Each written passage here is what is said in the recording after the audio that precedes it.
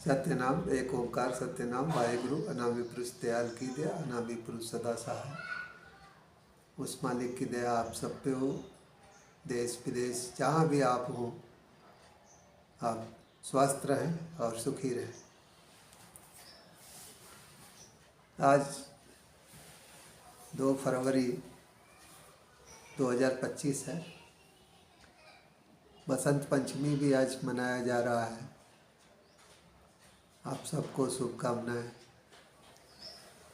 बसंत पंचमी चिंतन का त्यौहार है, सोचने का त्यौहार है। तो पूजा पाठ के अलावा सोचना भी चाहिए कि हम जिस देवी सरस्वती की पूजा करते हैं वो देवी हैं क्या। जैसे जल वरुण देवता, तो किसकी पूजा? जल की। जल को शुद्ध रखें, जल का सदुपयोग करें। इसी तरह से सरस्वती यानी बुद्धि, जो मनुष्य की बुद्धि है उसको सरस्वती नाम दिया गया। एक देवी के रूप में जो है उसको एक संकेत के रूप में प्रतिष्ठापित किया गया और धन को लक्ष्मी माना गया।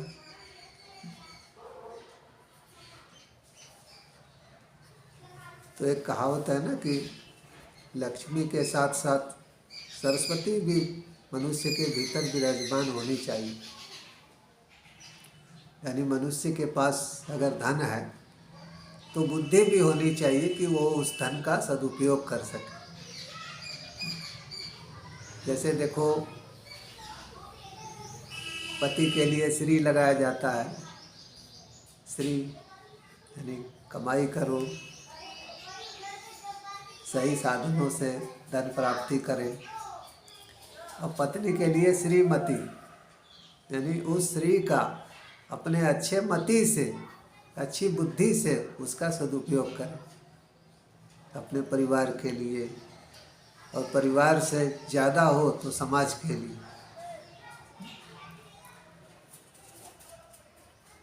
तो आज हम लोग बसंत पंचमी पर चर्चा करेंगे कि क्या कोई ऐसी वाणी है जिससे जन्म मरण के बंधन से व्यक्ति को छुटकारा मिल सके। जन्म मरण के बंधन से छुटकारा दिलाने वाला जो तत्व है वो तो आपके भीतर है, लेकिन उस तत्व तक ले जाने वाली क्या कोई वाणी है? तो हाँ, एक वाणी है जिसके बारे में कहा गया है कि कबीर दास की उल्टी वाणी, भीजे कंबल बरसे पानी। तो संसार ने उल्टी वाणी कह दिया, लेकिन हकीकत में ऐसा कुछ नहीं है। सीधी वाणी है समझने वाले की, नहीं समझिए तो उल्टी है। तो आज हम लोग गुरु महाराज कबीर साहब के भजन बरसे कंबल भीगे पानी पर चर्चा करेंगे। बरसे कंबल भीगे पानी।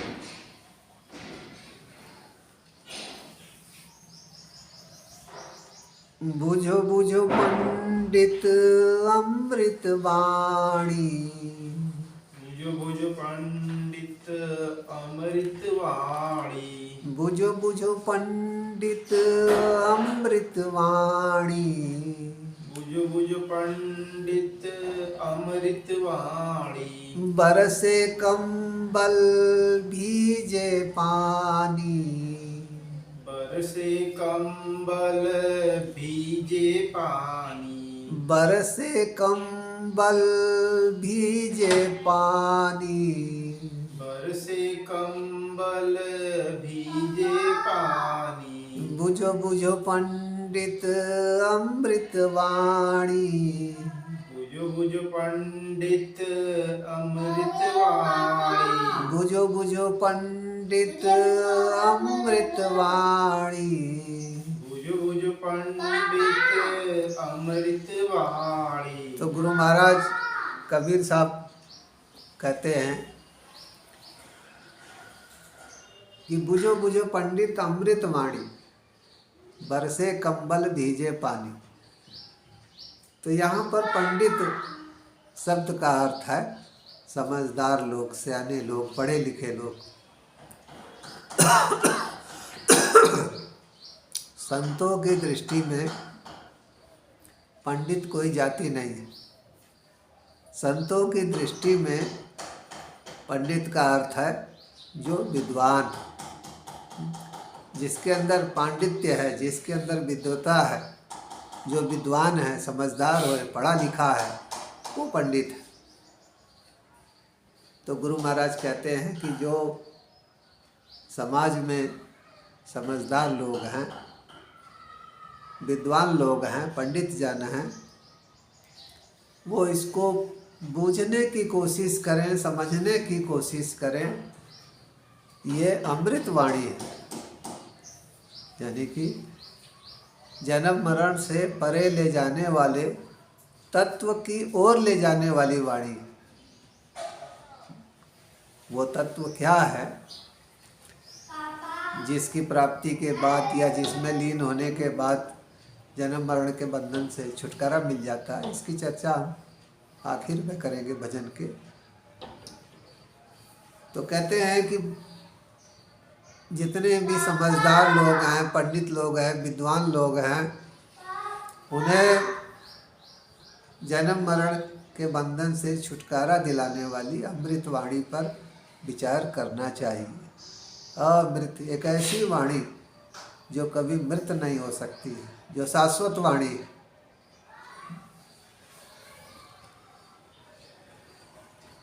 तो कबीर साहब की वाणी एक शाश्वत दर्शन है, उसमें कोई कल्पित कथाएं नहीं हैं, कोई कल्पित देवी देवता नहीं है। उसमें जो कुछ भी है वो शाश्वत है और उसका आप अनुभव कर सकते हैं। एक होता है विश्वास, दूसरा होता है विचार। तो विचार करके ही विश्वास करना ज़्यादा अच्छा है, क्योंकि विचार करेंगे आप, अनुभव करेंगे, उसके बाद विश्वास करेंगे तो वो जीवन भर बना रहेगा। तो कहते हैं कि बरसे कंबल भीजे पानी। तो कंबल बरसता है, पानी भीगता है, ऐसा कहीं बाहर तो दिखाई नहीं देता है।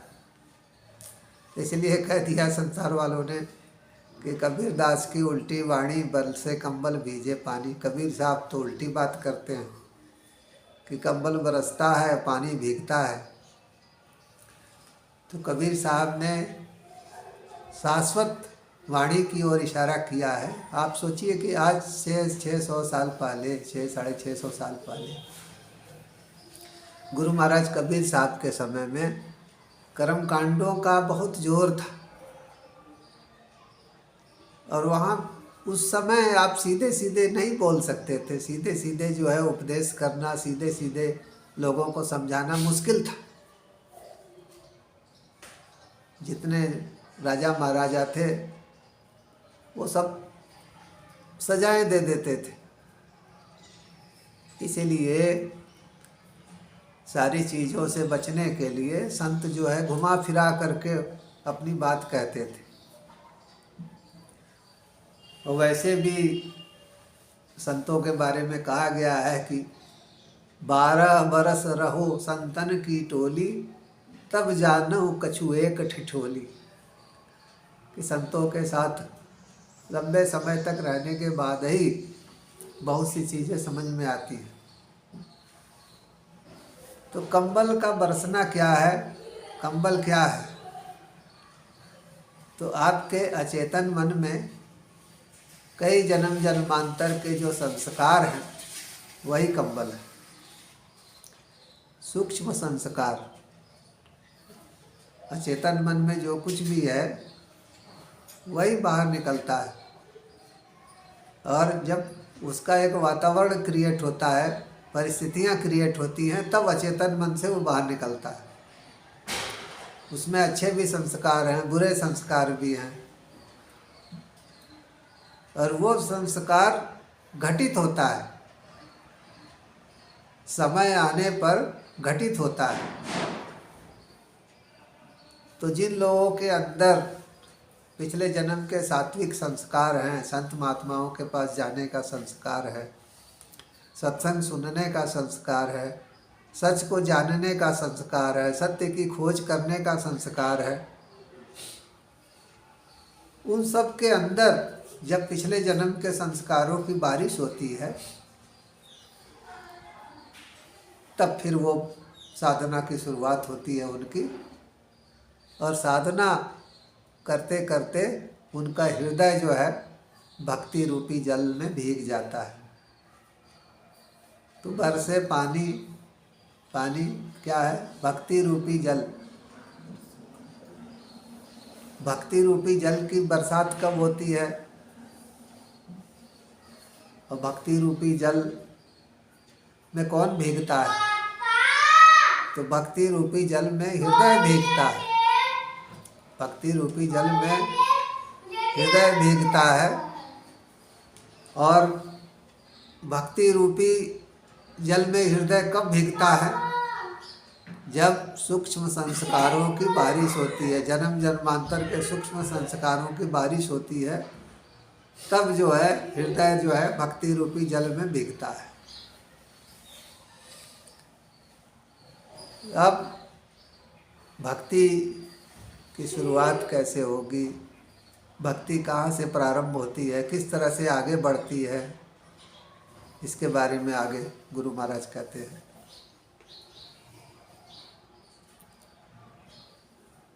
लौकी बूढ़े सील उतराए, लौकी बूढ़े सील उतराए, मछली धरी के बगुलई खाए, मछली धर के बहु नहीं खाए। लौकी बूढ़े सील उतराए, लौकी बूढ़े सील उतराए, मछली धरी के बगुलई खाए, मछली धरी के बहु नहीं खाए।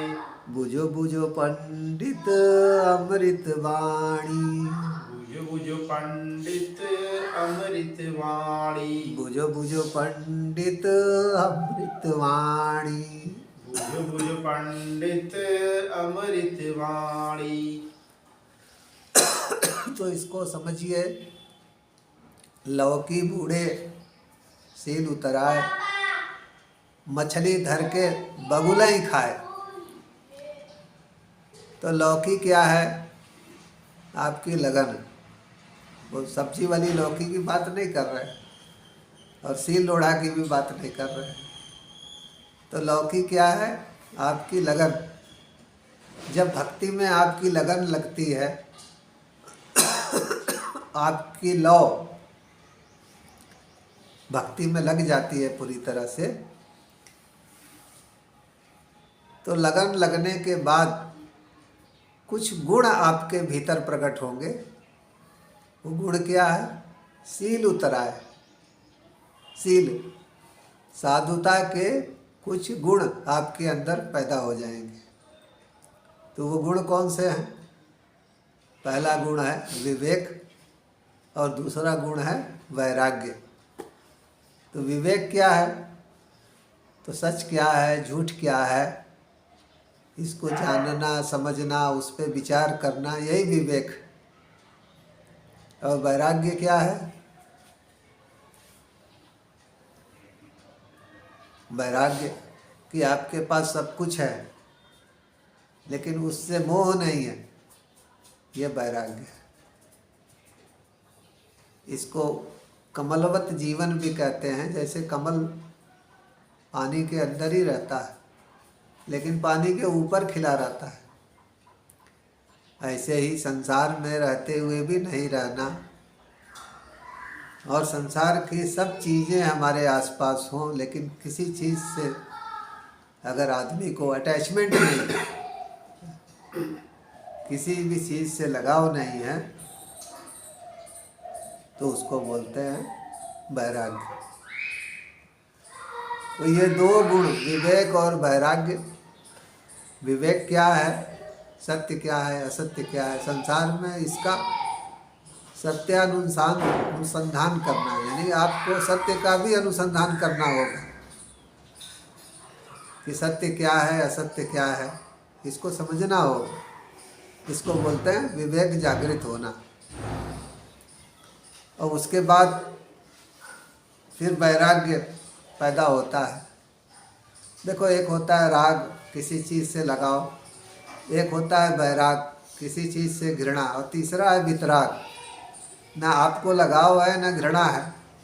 आप अगर भगवान का कर्म समझकर, गुरु का कर्म समझ करके, सांसारिक कर्तव्य समझ के सारे काम कर रहे हैं तो आप वितरागी हैं। और वितरागी होना यानी आप साधुता की 50% से ज़्यादा सीमा आप पार कर गए हैं अगर वितरागी हैं तो विवेक और वैराग्य ये दो गुण पैदा होते हैं। इसी को कह रहे हैं कि लौकी बूढ़े, जब परमात्मा में आपकी भक्ति लगेगी, लव आपकी बढ़ेगी, तो सील उतराए, साधुता के दो गुण पैदा होंगे, विवेक और वैराग्य। तो विवेक और वैराग्य जब पैदा होंगे तो उससे होगा क्या? तो कह रहे हैं आपके अंदर क्रांतिकारी परिवर्तन आ जाएगा, बहुत बड़ा परिवर्तन आ जाएगा। क्या? मछली धर के बगुला ही खाए।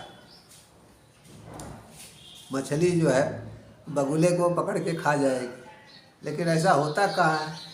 आप नदी तालाब में अगर जाके देखें तो बगुला जो है मछलियों को चुन चुन के खाता है। मछलियों को अपनी चोंच से पकड़ पकड़ करके बगुला आपको मिलेगा।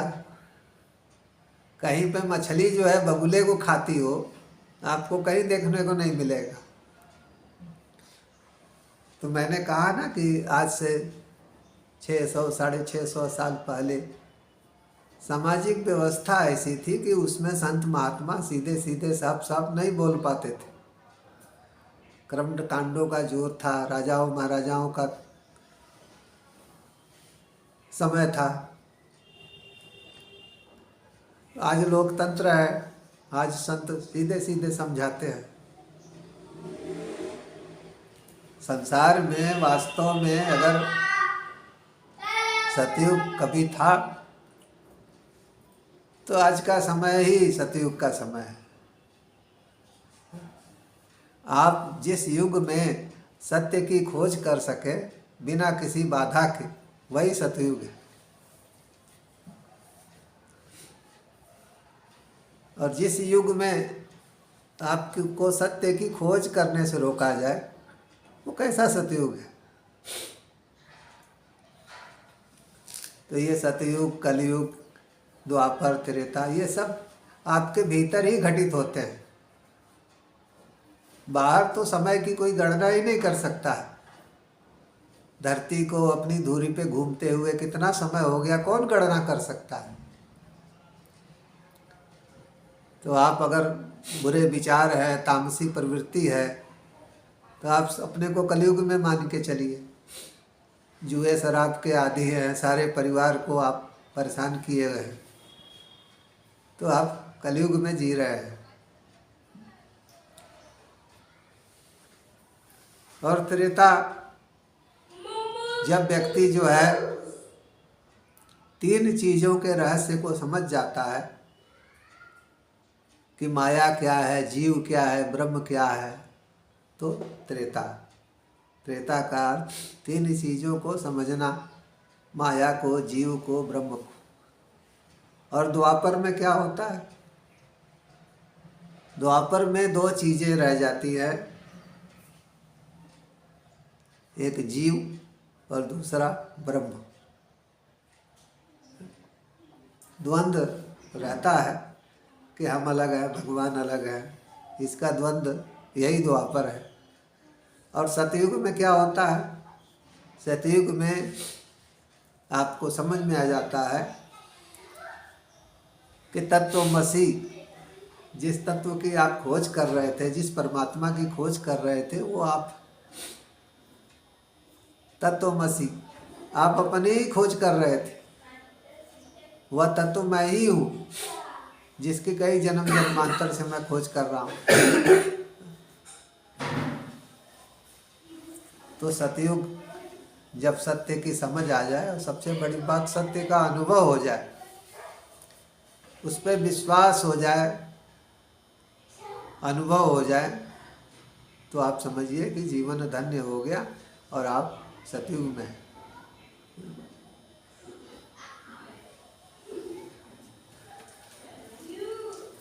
और बाहर आप देखिए संसार में, तो भी आज इतनी सुविधाएं हैं, हर चीज़ की सुविधाएं हैं, आप आने जाने की सुविधाएं हैं, आपको काम करने की सुविधाएं हैं। राजा के खिलाफ भी आप बोल लेते हैं, मंत्रियों के खिलाफ लोग बोल लेते हैं, आलोचना का अधिकार है। तो बहुत सी सुविधाएं इंसान को आज की तारीख में मिली हुई है। और क्या है, ये सब हकीकत में जो अगर कभी संसार में सतयुग रहेगा तो वह समय है जो चल रहा है। इससे ज़्यादा आप अपेक्षा मत करें। कोई ऐसा चीज़ सतयुग नहीं है कि बिना मेहनत किए आपको मिल जाए, बिना मेहनत किए पेट भर जाए। कोई सतयुग ऐसा नहीं है जो आपको बिना परिश्रम किए देता रहे, आपकी झोली भरता रहे। ऐसी कल्पनाएं मत कीजिए, इसको दिमाग से अपने निकाल दीजिए। तो मछली धर के बगुलाई खाए, बगुलाई मछली बगुले को पकड़ के खा जाती है। इसका वास्तव में अर्थ ये है कि बगुला यानी दिखावे की भक्ति। जब हम किसी संत के, महापुरुष के सानिध्य में जाते हैं तो हमारी जो दिखावे की भक्ति है, यानी भक्त होने का, साधु होने का जो हम दिखावा करते हैं, वो खत्म हो जाती है। मछली धर के, तो कौन खत्म करता है? मछली धर के बगुलाई खाएं, तो मछली है कौन जो दिखावे रूपी भक्ति को खत्म कर देती है? तो वह मछली है आपकी असली भक्ति। आपकी असली भक्ति ही वो मछली है जो दिखावे की भक्ति को खत्म कर देती है। और असली भक्ति कब शुरू होती है? जब आपके अंदर विवेक पैदा हो जाता है, जब आपके अंदर वैराग्य पैदा हो जाता है। तो विवेक और वैराग्य पैदा होगा तो भगवान के प्रति असली भक्ति शुरू होती है, और वो असली भक्ति जो है दिखावे की भक्ति को खत्म कर देती है। इसी को कह रहे हैं कि मछली धर के बगुलाई खाए। अब आगे कहते हैं, धरती बरसे सूरज नहाए, धरती बरसे सूरज न आए, धरती बरसे सूरज नहाए, धरती बरसे सूरज नहाए, ओरिया का पानी बड़ेरिया जाए, ओरिया का पानी बढ़ती ही जाए, ओरिया का पानी बरड़िया जाए, ओरिया का पानी बढ़िया जाए, बुझो बुझो पंडित अमृत वाणी, बुझो बुझो पंडित अमृत वाणी, बुझो बुझो पंडित अमृत वाणी। बुझो बुझो पंडित अमृत वाणी। तो कहते हैं कि धरती बरसे सूरज नहाए, ओरिया का पानी बड़ेरिया जाए। तो इसको समझ लीजिए कि धरती का बरसना क्या है, सूरज का नहाना क्या है, ओरी का पानी क्या है, और बरेड़ी में पानी का जाना क्या है। तो कहते हैं गुरु महाराज कि धरती बरसे, तो धरती यानी भक्ति। जब आपके भीतर भक्ति की बरसात होती है, सूरज नहाए, सूरज आपकी आत्मा प्रकाशित हो जाती है। आपके भीतर जब भक्ति की बरसात होती है तो आपको आत्मदर्शन होगा, और आत्मदर्शन से जितने भी आत्मा के ऊपर के माइक आवरण हैं सब हट जाते हैं, और आत्मा के ऊपर जो माइक आवरण है वो भक्ति से ही हटते हैं, और उन माइक आवरण का हटना ही स्नान करना है, सूरज का नहाना है। तो शरीर में सूरज क्या है? आत्मा, और धरती क्या है? हृदय। तो हृदय में भक्ति की बरसात होगी। जब भी आपका हृदय जो है भक्ति से प्रफुल्लित रहेगा, भक्ति से आनंदित रहेगा, तो आत्मा के जितने माइक आवरण हैं सब हट जाएंगे। और यही जो है स्नान करना है। सेल्फ रियलाइजेशन या आत्मदर्शन करने के लिए आत्मा के ऊपर के माइक आवरण कहाँ पे हैं? माइक आवरण आपके चेतन अचेतन मन में है। आपके चेतन अचेतन मन में, आपके बुद्धि में सारे माइक आवरण तो वही हैं। तो जब आप भक्ति करते हैं, परमात्मा की भक्ति करते हैं, तो जैसे जैसे भक्ति बढ़ती है ये माइक आवरण भी हटते चले जाते हैं। इसी को गुरु महाराज कहते हैं कि धरती बरसती है, हृदय में भक्ति की बारिश होती है, और सूरज यानी आत्मा जो है स्नान करती है। आगे कहते हैं कि ओरिया का पानी बरड़िया जाए। तो ओरी आप देखे होंगे, मकान में ऊपर से पानी चूता है नीचे, ओरी का पानी, मकान के ऊपर से पानी नीचे की ओर गिरता है। अब कहते हैं कि वो नीचे की ओर जो ओरी का पानी आ रहा है वो पानी वापस मुड़ जाए, वापस मुड़ के बरेड़ी की तरफ चला जाए, छत की तरफ चला जाए। यानी छत से पानी, बरेड़ी यानी छत से पानी जो नीचे आ रहा है वो पानी जो है वापस मुड़ जाए, और वापस मुड़ करके छत की तरफ जाने लगे। तो आपको तो लगेगा कि ऐसा कहाँ संभव है, ऐसा हो ही नहीं सकता है। तो मैंने पहले ही बताया कि गुरु महाराज ने सांकेतिक भाषा में एक भजन के द्वारा सत्य को समझाने की कोशिश की है। तो ओरिया का पानी यानी आपके हृदय की भक्ति, और बरेड़ी यानी ऊपर की तरफ, जो ऊपर आकाश है उस तरफ जाने लगती है। तो आपका ओरी का पानी क्या है? हृदय नीचे है ना, हृदय नीचे है। ओरिया का पानी यानी हृदय की भक्ति रूपी जल नीचे है, और बरेड़ी कहाँ है? ऊपर है, छत आपके ऊपर है। तो ये तो जा ही सकता है। भक्ति जब भी होगी तो ये भक्ति रूपी जल जो है ऊपर की तरफ जाता है। और जो यहाँ पर भीतर का जो आकाश है, ये किसी आकाश में आप अपने निज स्वरूप को देखते हैं, आपको निज स्वरूप के दर्शन होते हैं। इसी आकाश में, इसी अंतर आकाश में आपको सुरति मिलेगी, और उसी अंतर आकाश में आपको निरति भी मिलेगी, जो आत्मा की शक्तियाँ हैं।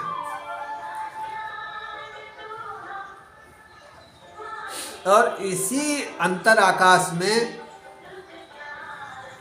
आपको शब्द भी मिलेगा, जिसको गुरु महाराज कबीर साहब कहते हैं कि जाप मरे अजपा मरे अनाद हो मर जाए, सूरति समानी शब्द में ताही काल न खाए। कोई भी जाप करोगे किसी भी मंत्र का, एक दिन उसका फल देके खत्म हो जाता है, या फल नहीं दिया तो भी एक दिन उसका फिर महत्वहीन हो जाता है। इसी तरह अजपा जाप जो आप करते हो वो भी एक दिन महत्वहीन हो जाता है, लेकिन महत्वहीन कब होगा? जब आप आगे बढ़ते रहोगे। आगे ही नहीं बढ़ोगे, वहीं रुके रहोगे, तो 100 जन्म तक के लिए आपके लिए महत्व का बना रहेगा। तो कहते हैं कि जाप मरे अजपा मरे अनाथ हो मर जाए। अंदर जो कान बंद करके दीक्षा के बाद कान बंद करके जो आप नाद सुनते हैं वो भी नाशवान है। फिर शरीर में शाश्वत क्या है? अगर जाप मर जाएगा, जो मंत्र जप करेंगे उसको भी एक दिन महत्वहीन हो जाना है, अजपा को महत्वहीन हो जाना है, अनाथनाथ को भी एक दिन महत्वहीन हो जाना है। तो फिर शरीर में वो कौन सा तत्व है जो अमृत है, जिसका नाश नहीं होना है? तो गुरु महाराज कहते हैं कि भीतर जो आपकी चेतना है अंतर आकाश में, उस चेतना में जो नाद अनाद नाद सुनाई देते हैं, वो नाद कहाँ से पैदा हो रहा है? आपको वहाँ तक जाना है, उस मूल स्रोत में आपको लीन रहना है। और उस मूल स्रोत का नाम ही शब्द है। इसी को गुरु महाराज कहते हैं कि सूरत समानी शब्द में ताई काल न खाए। कह रहे हैं वो काल से परे है। ये शरीर आपका काल के घेरे में है। बाल बढ़ेंगे, मुंह से दाढ़ी बढ़ेगी, शरीर बढ़ेगा, मोटा पतला होगा, रोग आदि व्याधि सब आएंगे जाएंगे, लेकिन आपकी जो आत्मा है वो काल के घेरे से परे है। आत्मा जो है वो काल के घेरे से परे है। तो उसी को कह रहे हैं कि सूर्य और आत्मा यानी आपकी चेतना कहाँ लीन रहनी चाहिए? तो कह रहे हैं जहाँ से नाद उठता है, जहाँ से अनाद नाद उठता है, उस मूल स्रोत में आत्मा जो है लीन रहनी चाहिए, उस अंतर आकाश में लीन रहनी चाहिए। वही शब्द है। और कह रहे हैं कि वो काल से परे है।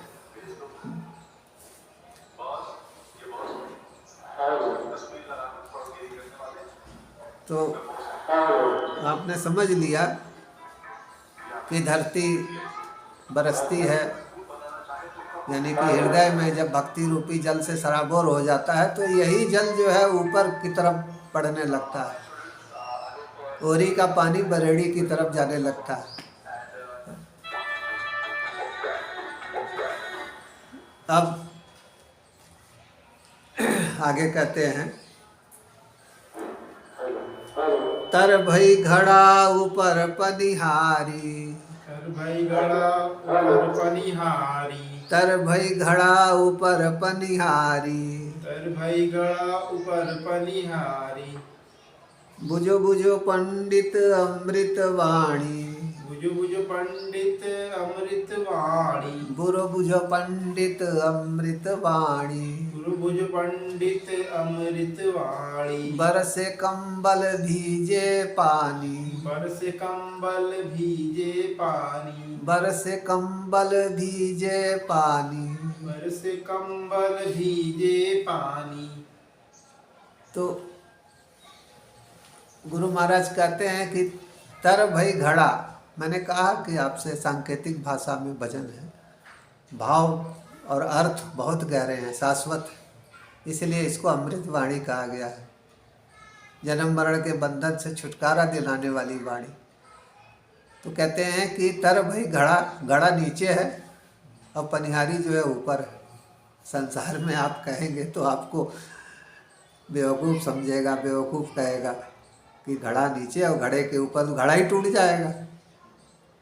घड़े के ऊपर खड़े हो जाइए तो घड़ा साबुत कहाँ रह जाएगा, वो तो टूट जाएगा या आपको चोट लग जाएगी। तो घड़ा तो सिर पे रखा जाता है, जो पनिहारी यानी पानी भरने वाली है वो तो घड़ा जो है सिर पे रखती है। फिर घड़ा नीचे कैसे होगा और पनिहारी जो है पानी भरने वाला उसके ऊपर कैसे रहेगा?